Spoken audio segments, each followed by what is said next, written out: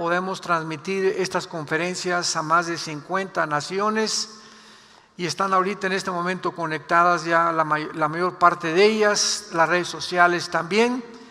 Y vamos a compartir una conferencia muy especial que se titula, o que he querido titular, La vida sin Dios. La vida sin Dios.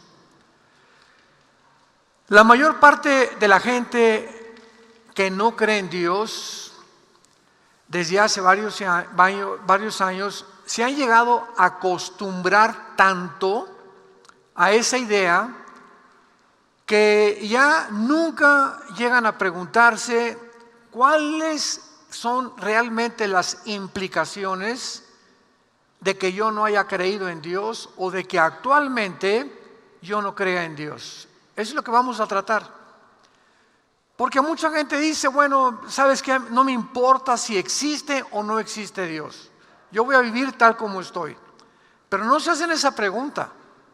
No saben que todo aquello que sembramos lo tenemos que recoger. Y que las ideas fructifican en el cerebro, para bien o para mal. Ellos piensan que solamente así están contentos y felices. Y pues mi maestro me dijo que él no creía en Dios, o en la universidad casi no creíamos en Dios y nos reímos de los que creen en Dios. Pero vuelvo a repetir, vamos a enfocarnos en las consecuencias de la vida sin Dios. Así pues, tratar de demostrarle a alguien la existencia de Dios, debemos ayudarle antes a preguntarle por qué es importante, vital y razonable creer en Dios. Creer en la existencia de Dios es un asunto que debe ocupar el centro de nuestra vida. Llega a las fibras más íntimas de nuestro ser. Y la pregunta de la existencia de Dios es la más importante que cualquier persona pueda hacer. Cuando llegan los jóvenes a decirnos a nosotros, los pastores, muchas veces, pues me quiero casar y quiero formar una nueva familia, etcétera, etcétera, les hacemos dos preguntas que son las más indispensables para poder garantizarte o darte un fundamento fuerte, profundo de tu destino, de tu vida, de tus hijos y de la familia que vayas a formar. Y la pregunta es, ¿tienes a Jesucristo en tu corazón? No te vayas a casar, joven que me escuchas, con una muchacha que no estás seguro que tiene a Jesucristo en su corazón. No te vayas a casar, muchacha, con un muchacho que no está segura que tiene a Jesucristo en su corazón. Porque cuando comienzan a decir, es que se va a convertir en la luna de miel, es donde menos se va a convertir. O se va a convertir a los 2 o 3 años, y con esa ilusión vana y vaga entras a una dimensión que es el matrimonio, que es la dimensión donde más responsabilidades tenemos delante de Dios. Así que en Mateo capítulo 16, Cristo, sabiendo que esta pregunta era la más importante y la que sus discípulos también tenían ellos que comprender, dice en el capítulo 16, versículo 13 al 17 estas palabras. Mateo 16, 13 al 17. Dios motiva a sus discípulos, Jesucristo, a hacer esta pregunta. Él les dijo, versículo 13 al 17 de Mateo 16. Viniendo Jesús a la región de Cesarea de Filipo, preguntó a sus discípulos diciendo, ¿quién dicen los hombres que soy yo? ¿Qué han oído por ahí? ¿Qué es el Hijo del Hombre? Ellos dijeron, unos dicen que eres Juan el Bautista, otros dicen que eres Elías, y otros Jeremías, y alguno de los profetas. Él les dijo, ¿y ustedes? ¿Quién dicen que soy yo? Respondiendo Simón Pedro, dijo: tú eres el Cristo, el Hijo del Dios viviente. Entonces le respondió Jesús: bienaventurado eres, Simón, hijo de Jonás, porque no te lo reveló carne ni sangre, sino mi Padre que está en los cielos. Y actualmente tú has notado, como joven principalmente, que les preguntas a tus compañeros o en la escuela, a los maestros, periodistas, políticos, cantantes, artistas: ¿quién dices tú que es Cristo? ¿Y qué nos responden? Pues para mí es uno de los grandes líderes religiosos, y lo clasifican entre Buda, entre Mahoma, entre Mahatma Gandhi y entre todos los demás líderes religiosos. Otros te dicen que llegan al colmo, es que fue el más grande revolucionario y es el que realmente apoyó el comunismo, porque él venía por los pobres y porque él no quería y él odiaba a los ricos. Todas estas respuestas son una ignorancia impresionante. Otros dicen: bueno, fue un gran maestro de moral. Entonces la gente tiene diferentes opiniones de la persona de Jesucristo según lo que han oído de otras personas que no son cristianas, que nunca han leído la Biblia, o a través de la televisión o de las películas, y deforman el carácter de la persona del Hijo de Dios. Y esta pregunta es la más importante que tú tienes que contestar. Si alguien te preguntara ahorita en una entrevista afuera: ¿tú quién dices o quién crees que es Jesucristo? Y tú haces esta respuesta, pues yo pienso que fue como el Che Guevara, o un revolucionario, un gran maestro de moral, un gran líder religioso. Esto significa que no conoces a Jesucristo como tu Señor y como tu Salvador. Simplemente es una figura pública que impactó el mundo de diferentes maneras, pero tú no has entendido quién es Él. Y cuando Cristo le dice a Pedro: bueno, eso es lo que dice la gente, dicen que soy profeta, que soy Elías, pero tú Pedro, ¿quién dices que soy yo? Y Pedro le dijo a Jesús la declaración más grande que podemos escuchar: tú no eres ni Elías, ni el revolucionario, ni el líder religioso, tú eres el Hijo de Dios. Y Pedro se sorprende, porque en ese momento Jesucristo le vuelve a contestar: ¿sabes qué, Pedro? Estas palabras que están saliendo de tu boca no te las dijo nadie. Has sido en este momento inspirado por el Espíritu Santo para reconocerme que realmente soy Dios en la carne, que soy el Hijo del Dios vivo y verdadero. Por eso, cuando tú puedas contestar: Jesucristo no es maestro de moral, ni un gran líder religioso, un revolucionario, y tú le digas a tus amigos y a la gente, y no tengas temor ante ninguna audiencia, Él es el Hijo de Dios, lo estás diciendo porque el Espíritu Santo ya vive dentro de ti.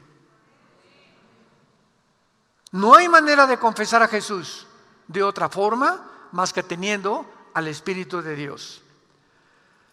Ahora vayamos al libro de Eclesiastés en el Antiguo Testamento, que fue escrito por el hombre más sabio de toda la historia.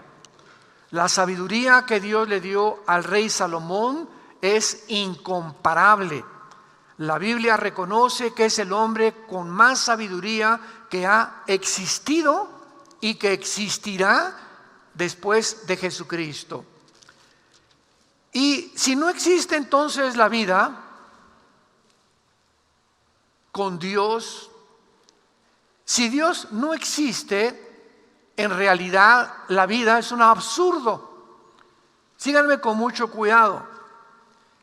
Y todas estas conferencias que he tenido hace 20, 30, 40 años, de otra forma, con ateos, escépticos, agnósticos, es la forma en la que ellos nunca se han puesto a pensar más que lo que les enseñaron en la escuela, y no han razonado lógicamente para poder realmente evaluar qué ha sido la irracionalidad más grande que existe, que un hombre diga, Dios no existe.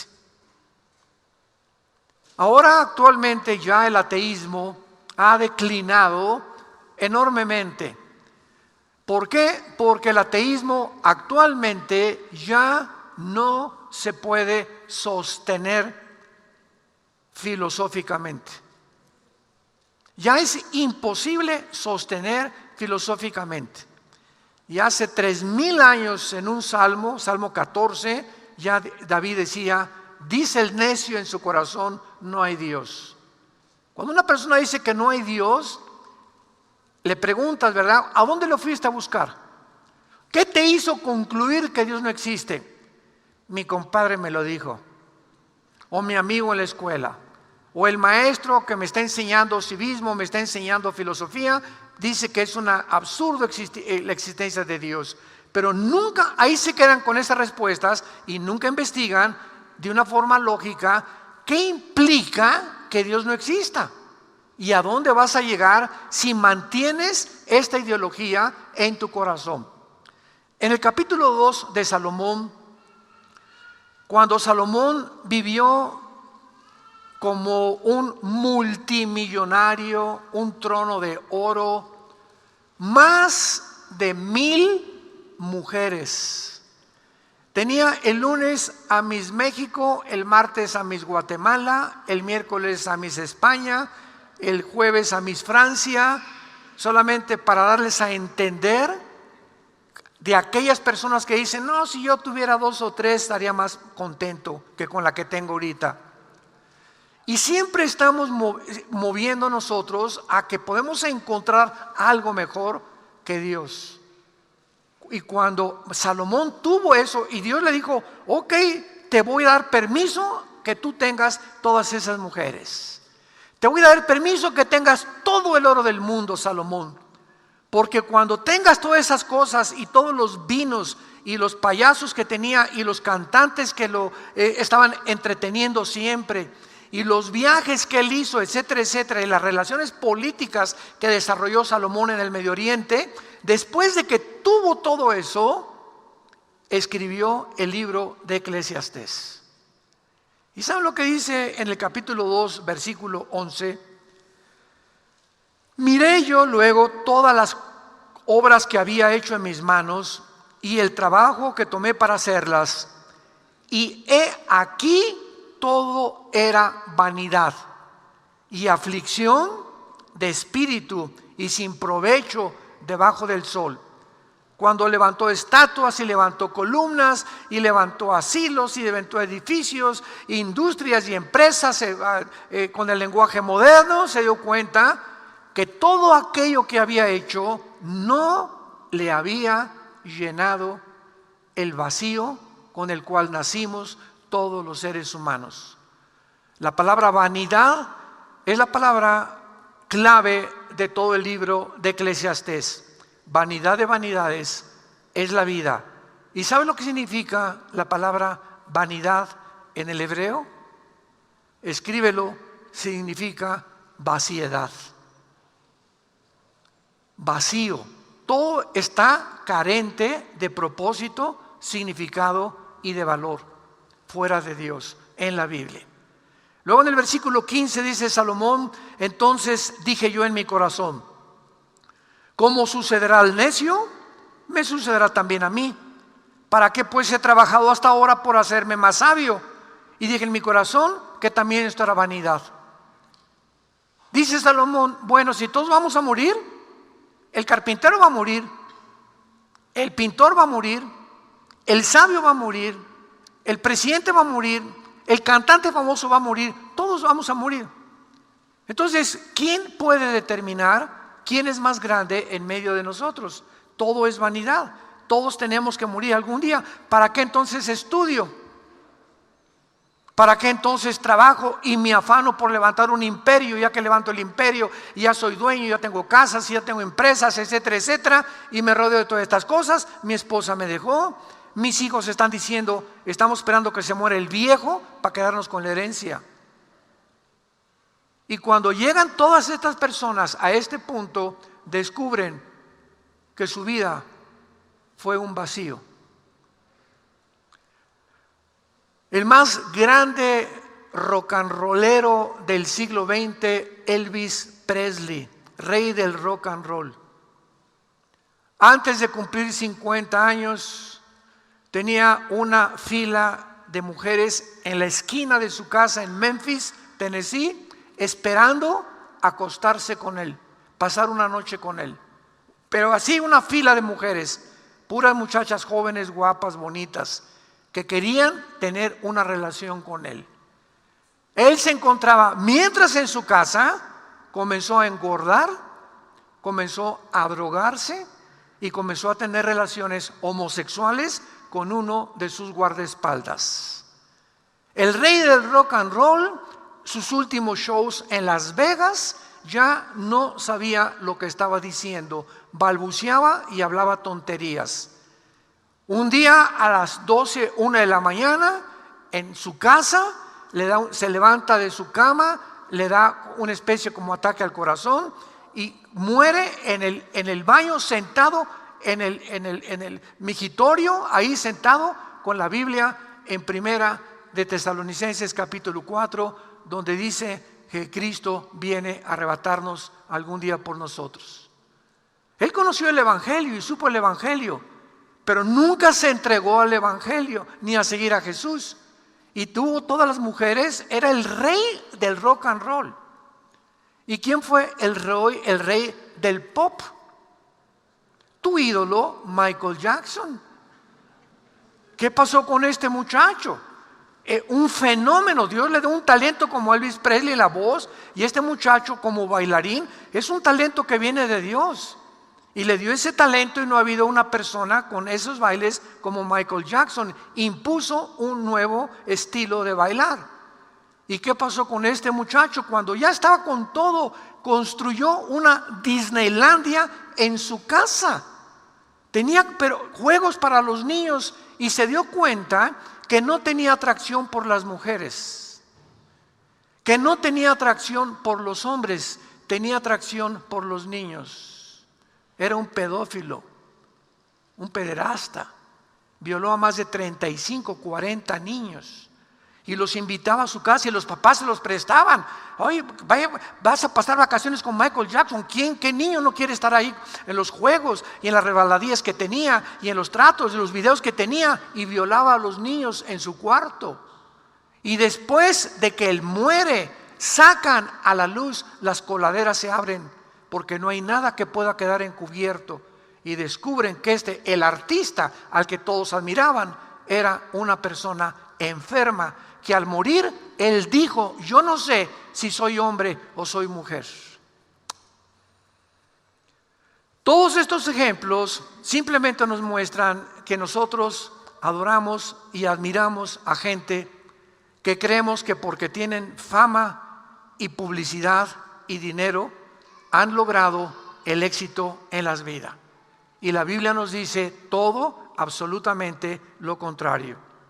Dice Salomón en Eclesiastés 2, versículo 22 y 23, porque ¿qué tiene el hombre de todo su trabajo y de la fatiga de su corazón con que se afana debajo del sol? Porque todos los días no son sino dolores, y sus trabajos molestias. Aún de noche su corazón no reposa. Esto también es vanidad. También esto es vaciedad, dijo Salomón.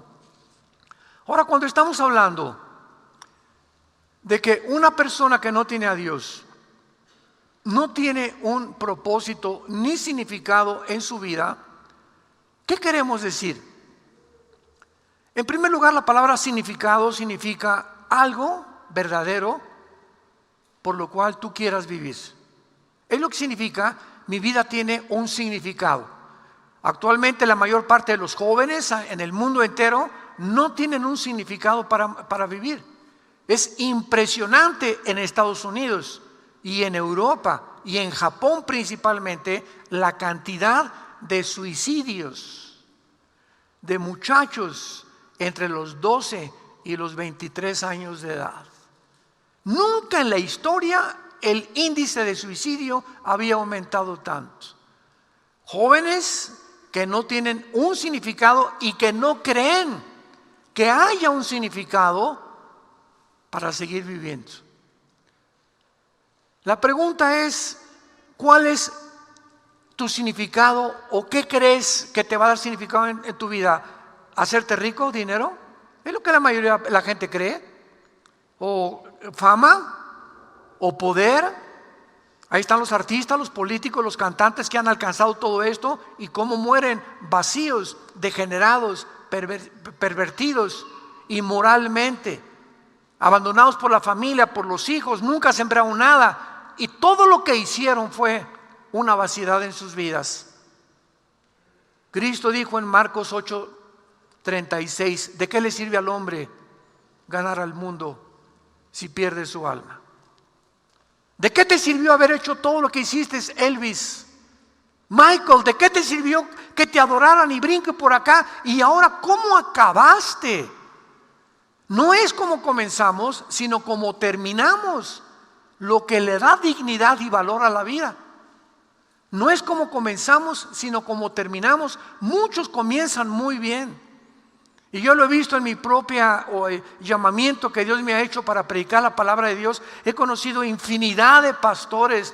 Ustedes no se imaginan. He viajado por casi todo Iberoamérica, por todas las naciones de habla hispana, en Europa, bastantes naciones también, junto con mi esposa. He conocido misioneros, he conocido grandes organizaciones cristianas, pero al mismo tiempo he visto la mayor parte de estos hombres que yo he conocido, que Dios estaba usando, organizaciones que estaban levantándose, que comenzaron a vanagloriarse, y viene el orgullo, y viene el amor a las mujeres, y creemos que porque Dios somos escogidos y especiales por Dios, o porque tenemos un don especial, Dios no nos va a hacer nada. Estos hombres grandes, ¿cómo caen los grandes de Dios? Nunca han caído más ministerios y más hombres de Dios que en los últimos 2 años desde que comenzó la pandemia. Hombres de Dios quitándose la vida, hombres de Dios cayendo en adulterio, hombres de Dios cegados por el dinero, hombres de Dios creyendo, porque realmente ellos comenzaron muy bien y Dios te da el poder de comenzar bien, pero te deja la responsabilidad de que termines con lo que Dios te ha entregado. El hecho que tengas una voz igual a la de Pavarotti o de Andrea Bocelli, el hecho que bailes como Michael Jackson, el hecho que tengas un don musical impresionante, que seas un guitarrista, un baterista, etcétera, etcétera, el hecho que seas un atleta súper completamente dotado por la naturaleza o por Dios, no te garantiza cómo vas a terminar. El hecho que seas preciosa y que seas bonita, que te parezcas a Elizabeth Taylor, o que te parezcas a Madonna, o el hecho que seas guapo o bien parecido y que te parezcas a Rock Hudson, aunque tengas cara de Godzilla, no te garantiza. Pero así es la vida. No, pues ya las muchachas sí se me caen encima. Y las muchachas, ¿verdad? Hay un dicho que dice que hay la maldición de la belleza. Una muchacha cuando es demasiado preciosa y todo, y gana concursos, esto y el otro, se va a casar con un hombre y con otro, porque esas personas van a creer que nadie las merece. Yo merezco otro mejor, merezco un político o un millonario. Y cuando se dan cuenta, llegan a los 35, 40 años de edad y comienzan a arrugarse como pasadas por agua. Y entran al cirujano plástico y de repente una cirugía y otra cirugía, levantan la mano y se les levanta la patita también ya, de tantas cirugías, porque se tiene que acabar la belleza. Ya a los 55, 60 años de edad ni quien se fije en ti, y cuando te das cuenta que ya en el espejo no eres la que creías que ibas a ser toda la vida, como dijo Madonna cuando cumplió 52 años, dice: yo, si llego a los 60 años me quito la vida, no soportaría no ser adorada ni reconocida. Elizabeth Taylor fue la mujer considerada más bella del siglo XX. 9 esposos, la chulis. 9 esposos. Porque uno y otro y otro y otro, y por más, fue lo que le dijo Cristo a la mujer de Samaria en Juan capítulo 4. se encuentra con esta mujer, llevaba 5 maridos, buscando que algún hombre la pudiera satisfacer, buscando que una mujer te creas que te va a satisfacer, buscando crees que vas a encontrar otra cosa que te va a satisfacer, y no hay nadie más que Dios. Nadie más.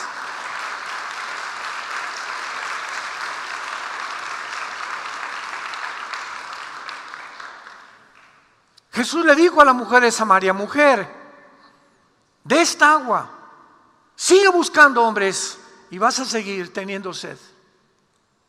No hay nada en la vida que pueda satisfacer la sed que tenemos de Dios. Dice en Eclesiastés 3:11: Dios puso la eternidad en tu corazón y en mi corazón. Y por eso buscamos cosas que nos llenen en este mundo, mujeres o hombres o fama o aplauso o poder o reconocimiento. El otro día le preguntaban a Bill Gates que cómo era posible que siendo el multibillonario, millonario, ya no hay forma de decir ni billonario, ni trillonario, ni quinquillinario, porque no hay nadie que tenga más dinero que él. Todas las industrias farmacéuticas son de él, la Organización Mundial de la Salud la controla él, las Naciones Unidas la están controlando también ellos. Increíble. Le preguntaron: ¿qué? ¿Por qué? ¿Por qué? O sea, ¿por qué haces lo que haces? ¿Y saben lo que contestó? Es que ahora quiero poder. Poder. Entonces imagínate que están estos hombres así con el mundo, como reyes, y los presidentes están todos completamente controlados, la mayoría, por una élite de multimillonarios que existe, y ven al mundo. ¿Y cuál es la ambición del mundo? Alejandro el Magno, Napoleón Bonaparte, Aníbal, Saddam Hussein, Hitler, Mussolini, José Stalin. Todos los grandes hombres y dictadores de la historia han tenido todo lo que quieren de dinero, pero lo que ellos quieren es poder. ¿Poder de qué? Poder de controlar más a los seres humanos. Sentirse que son dioses y que tienen el control de las naciones o el control de sus imperios, como el rey Nabucodonosor en el libro de Daniel. No les basta ya el dinero, ahora quieren poder, y por eso hacen las cosas que están haciendo actualmente. Ahora veamos a continuación lo absurdo, lo irracional que es la vida sin Dios. En la física hay una ley que se llama la ley de la entropía. Todos ustedes que son físicos, matemáticos, o que están en la física cuántica, o que son estudiantes de matemáticas, ¿verdad?, conocen una ley que es inexorable, que es algo que es continua, que se llama la ley de la entropía. Me quiero explicar esto para que entiendan lo que voy a leer en la Biblia, que se adelantó 2000 años a lo que descubrieron entrópicamente los físicos matemáticos. Esta ley de la entropía está establecida en la segunda ley de la termodinámica.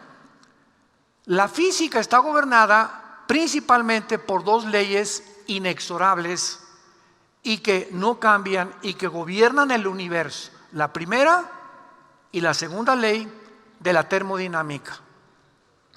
La segunda ley de la termodinámica establece lo siguiente: todo el universo, todo, galaxias, planetas, estrellas, la vida humana, aquí las plantas, todo tiene un deterioro continuo. Todo se está oxidando, todo se está echando a perder, y esto es lo que se llama la ley de la entropía. Tú tienes un refrigerador porque tienes alimentos que si los dejas afuera se echan a perder. Tu casa la tienes que pintar en determinado tiempo porque las paredes las tienes que pintar, al carro hay que darle mantenimiento. Todo absolutamente está en un proceso de envejecimiento. Se llama la ley de la entropía.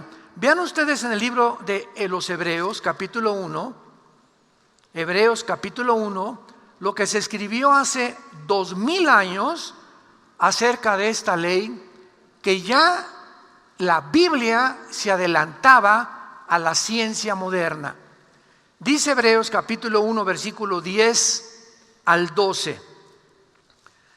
Y tú, oh Señor, en el principio fundaste la tierra y los cielos son obra de tus manos.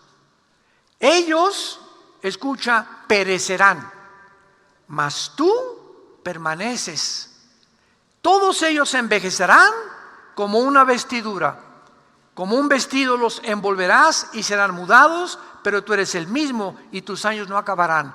El escritor de Hebreos, ¿quién le reveló que en el universo existía el proceso de la entropía? Cuando escribió, todo se va a envejecer y todo se va a acabar. Pero tú, Señor, eres el mismo ayer, hoy y por los siglos. La ciencia nos dice actualmente lo que la Biblia hace 2000 años que escribió Hebreos, lo confirma, que los cuerpos de las estrellas, las galaxias están expandiéndose, el Sol está perdiendo millones de toneladas más a cada segundo, el Sol, todas las estrellas eventualmente se van a quemar, toda la materia se va a colapsar en estrellas muertas, hoyos negros, pero la Biblia profetiza, después de que esta ley de la entropía deje de funcionar, un mundo mejor. Si fuera realmente, y Dios no existe, y todo se va a acabar, y todo se va a desvanecer, ¿cuál es el propósito de seguir los pasos de la Madre Teresa? ¿Por qué mejor no soy como Hitler? ¿Por qué mejor no soy como Stalin? ¿Por qué mejor no me dedico a robar? El que no tranza no avanza, dice el dicho aquí en Toluca. ¿Para qué le soy fiel a mi esposa si hay mujeres más bonitas y más jóvenes que mi esposa? ¿Por qué voy a dejarme de satisfacer mis caprichos sexuales cuando los puedo tener? Y además tengo mucho dinero y soy millonario y puedo mantener a 2 o 3 muchachas con departamentos. ¿Por qué no lo puedo hacer si tengo el poder y tengo el dinero? Así es como piensan los seres humanos. Porque se creen que cuando ya tienen esto y aquello, y ya tienes 60 años que tengas cara de Godzilla y las muchachas se fijen en ti, crees que eres guapo y ya se fijaron en mí por la feria, hijo. Usando el lenguaje de los chavos. ¿Qué crees que por la cara de acordeón que tienes? No, hombre. Hay intereses de por medio. La que te ame realmente es tu esposa, así como está gordita y regordita, así te ama tu esposa, es la madre de tus hijos. Y si tú mantienes el matrimonio en santidad delante de Dios, Dios te va a bendecir. Y lo mismo con tu esposo también. No busques a otro mejor que tu esposo, porque no lo hay. Vivimos un mundo de ilusiones y fantasías. Si lo hay, no es cierto, no es cierto, no es cierto. Hay de aquellos que juegan con el fuego, dice Dios, porque se van a quemar. ¿Y por qué, hijo mío, andarás tras la mujer ajena? Porque los caminos del hombre están delante de Jehová y Él considera nuestras veredas. Te he dado una esposa, te he dado un hombre para tu matrimonio, para el padre y para la familia que están formando. ¿Por qué crees que vas a encontrar algo mejor? El pecado engaña, el pecado endurece. La Biblia nos promete que cuando todo esto desaparezca, no va a quedar el mundo completamente sin ningún propósito ni ningún significado, como dicen los ateos. Todo se va a acabar, todo vamos a desaparecer. ¿Cuál fue el propósito de todo lo que vivimos entonces? Dice 2 de Pedro capítulo 3, versículo 10, pero el día del Señor vendrá como ladrón en la noche, en el cual los cielos pasarán con grande estruendo y los elementos ardiendo serán deshechos, y la tierra y las obras que hay en ella serán quemadas. Puesto que todas estas cosas han de ser deshechas, ¿cómo no deben ustedes, nos habla a los cristianos, andar en santa y piadosa manera de vivir, esperando y apresurándonos para la venida del día de Dios, en el cual los cielos encendiéndose serán deshechos y los elementos siendo quemados se fundirán? Pero nosotros, ¿verdad?, los que creemos en Dios, esperamos, según sus promesas, cielos nuevos y tierra nueva, en los cuales mora la justicia. Tú que no crees en Dios, no tienes ninguna esperanza de nada. De nada. Como me dijo un ateo, yo me voy a morir y en el polvo. Una vez, uno de los más grandes cristianos científicos, compra el libro y restrégaselo así en la nariz a tu maestro ateo. Blaise Pascal, matemático, filósofo francés, cristiano, tuvo un debate con un ateo. Y el ateo le dijo: yo, señor Pascal, no creo en nada. Yo, a la hora de la muerte, somos polvo y al polvo regresamos y no hay nada, ni resurrección, ni esperanza, ni nada después de la vida.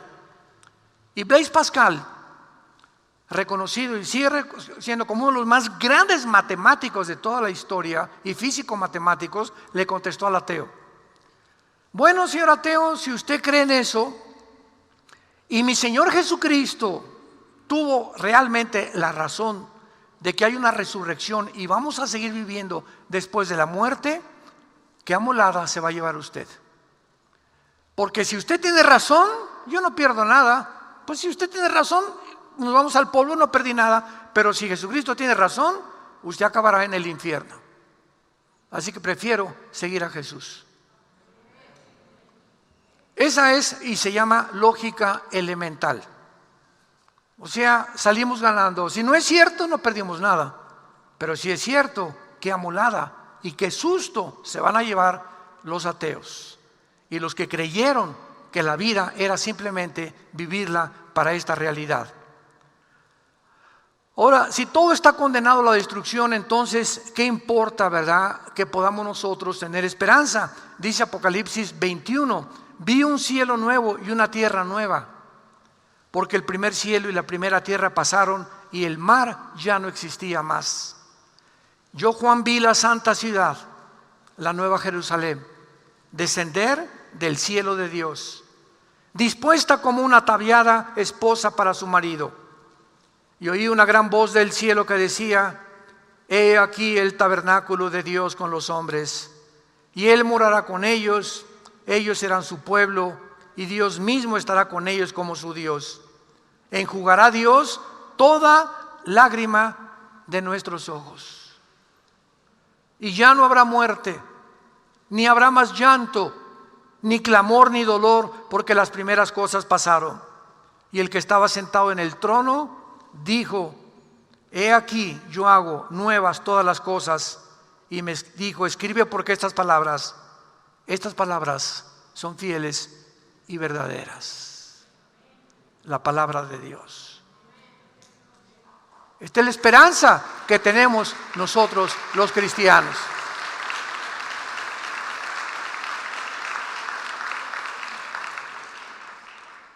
Si la vida termina en una tumba, entonces no tiene ninguna diferencia final si vivimos como Hitler, como Stalin, o como la Madre Teresa, o como el apóstol San Pablo. Si nuestro destino no está relacionado finalmente con nuestra conducta, hagamos y vivamos lo que nos dé la gana hacer. ¿Por qué voy a tener que portarme bien? ¿O por qué voy a tener que hacer estas cosas? ¿Por qué voy a tener convicciones? Mejor me voy con los que tienen dinero, porque si no hago como los que tienen dinero, no me van a dar el puesto. Hoy estaba leyendo anoche con mi esposa y yo, no sé cuántos oyeron ustedes esta semana de Miss Universo. Ganó el concurso del 2021, Miss Universo de la India. Pero están comenzando los periodistas a sacar a flote lo que se encuentra detrás de este certamen, dudando que el año que entra lo repitan. ¿Por qué? Porque las influenciaron y las manipularon los globalistas para que ellas votaran y dijeran: vacúnense y sigan la ideología de género, si no, no van a poder ganar. ¿Cuántas de ellas se vendieron?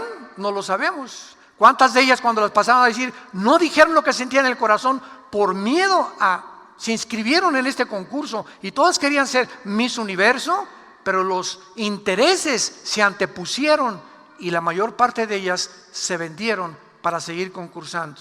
Y así como ellas, se venden médicos, ingenieros, abogados, ministerios públicos, jueces, presidentes municipales. Vivimos en un mundo donde todos, por los intereses de no perder la posición y el dinero, se venden. Sacrifican sus intereses morales porque no los tienen y siempre se van donde va la corriente, donde va la conveniencia del interés político y el interés monetario.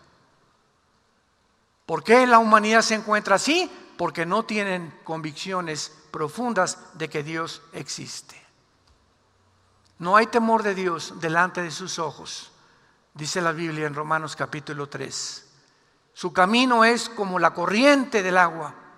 Y cuando venimos a Cristo nosotros somos llenados del Espíritu Santo, somos iluminados para ver el mundo realmente como es, para darnos cuenta que es una mentira. Estamos en un mundo completamente de zombies, en un mundo de Disneylandia, de Reino Aventura, donde se nos presenta y somos atraídos por tantas trampas alrededor, y así como ratones cae la humanidad en las trampas que el diablo les ha tendido. Pero Dios vino a rescatarnos y a levantarnos y gritarle al mundo: arrepiéntanse, arrepiéntete. Viene el juicio de Dios. Cuando Pablo llegó a Atenas en Hechos capítulo 17, a los filósofos griegos, conocidos por su cultura y su razonamiento y su filosofía, dice en Hechos 17 el apóstol Pablo, versículo 30: pero Dios, habiendo pasado por alto los tiempos de esta ignorancia, ahora te manda. Escucha, es una orden. Dios te manda en todo lugar que se arrepientan, por cuanto ha establecido un día en el cual juzgará al mundo con justicia. Dios ha establecido un día, damas y caballeros. Viene más rápido de lo que te imaginas el día del juicio para ti y para mí.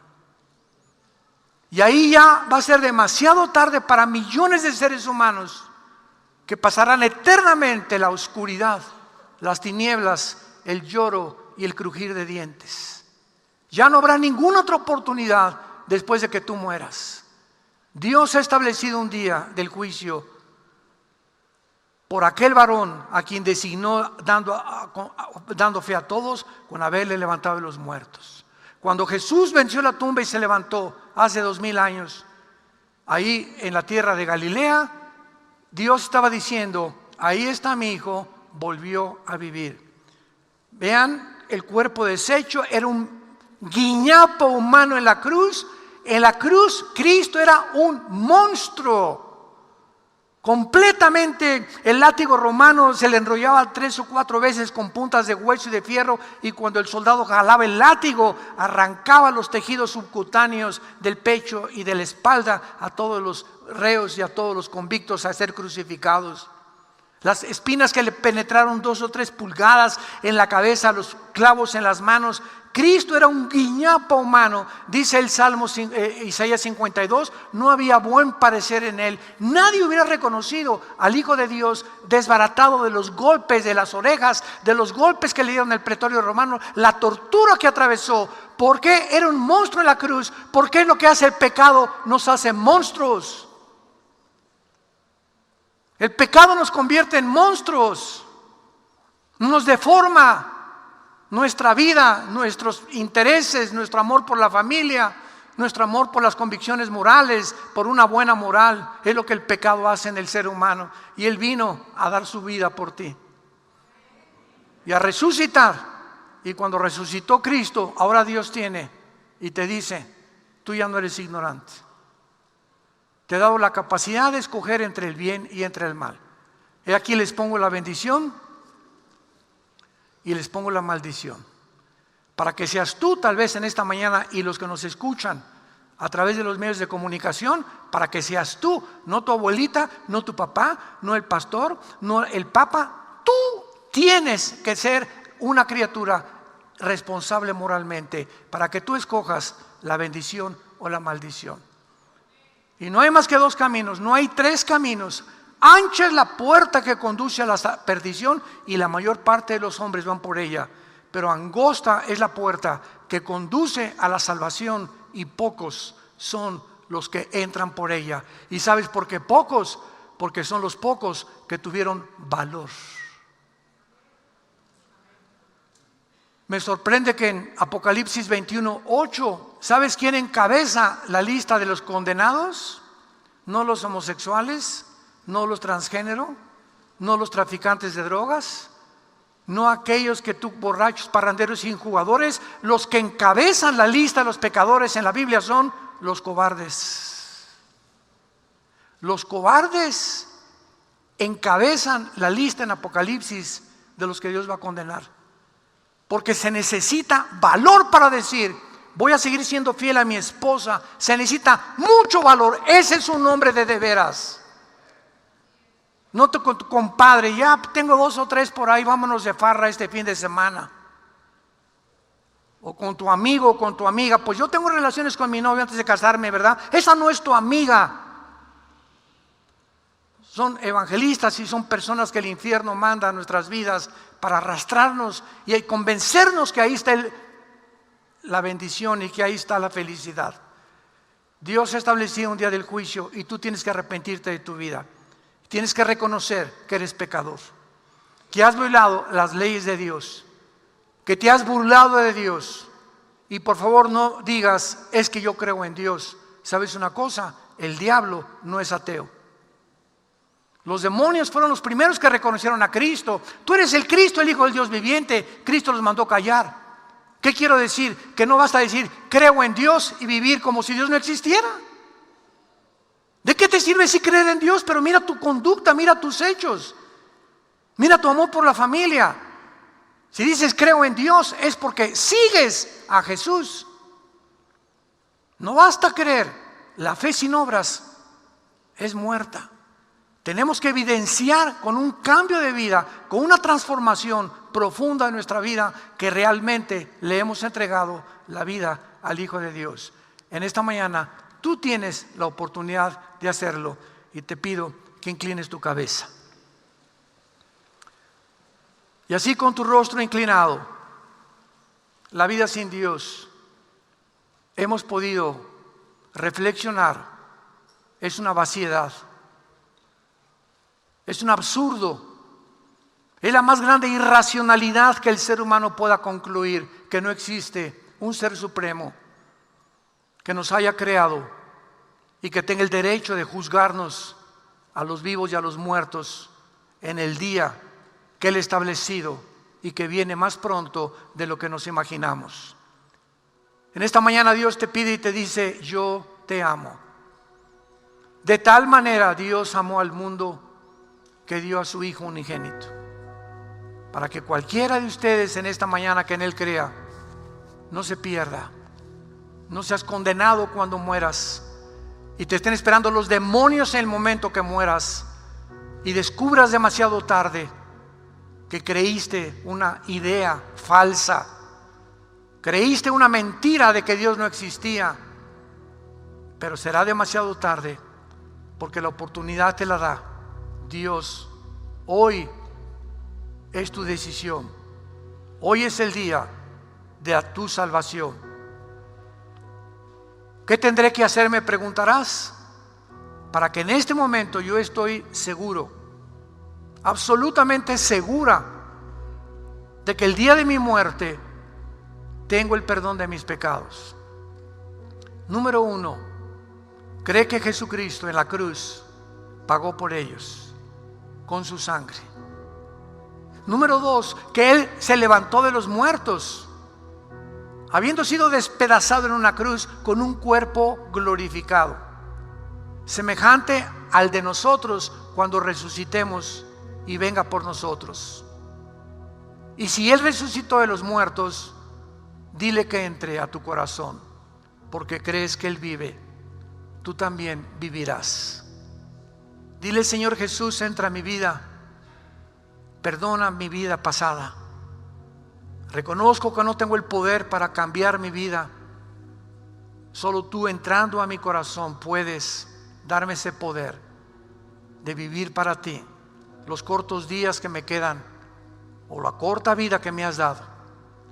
Gracias por darme la vida eterna en este instante y por perdonar mis pecados y transformarme en la persona que tú quieres que yo vea. En el nombre de Jesús. Amén.